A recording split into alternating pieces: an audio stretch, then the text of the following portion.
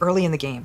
Very few of us live frustration and stress-free lives. And if you do, I gotta tell you, you probably aren't watching this channel anyhow. Narcissistic people actually live with less frustration and less stress than many people do because they are often the ones causing disproportional amounts of interpersonal stress for other people. And since they are so unaware of other people's experiences and don't really care about other people's experiences, they don't even have the burden of worrying about other people, which is a stress that most of us actually bear quite heavily. It's just when something comes along to disrupt their fairy tale or grandiose vision or otherwise unrealistic vision of what they want their lives to be or how they want their lives to run. It's at that point that they snap of everything, unless it's something that they've chosen to put up in value. And they live in a world that is never enough. That they want life to be a kaleidoscope of drama and entertainment all the time.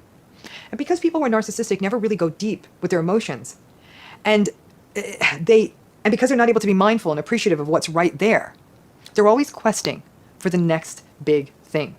People who can go deep in their close relationships find that even the ordinary becomes extraordinary. I think people are actually leaving narcissistic relationships more often than we think because people are recognizing that these patterns are probably not going to change. When you leave a narcissistic relationship, in general, the narcissist does not like it. It means that they have lost control of the narrative and, frankly, lost control in general. It means that they're going to be losing validation, losing whatever conveniences you brought to their life, and losing power. Their responses to being left by you or being left by anyone will range from rage to mockery. You really think you're going to make it without me? To seeming indifference. Refuse to give in to their hoovering tactics, flying monkeys and little minions, even though they know full well they've blown what is likely to be the best thing that has ever happened or will ever happen to them. Still, they will smear you. Why? Because narcissists are bitter, resentful little cowards. And no matter how appallingly they themselves have behaved, they will have to land on either the hero or the victim side of the story. And as such, they'll cast you as the big bad villain to their victim.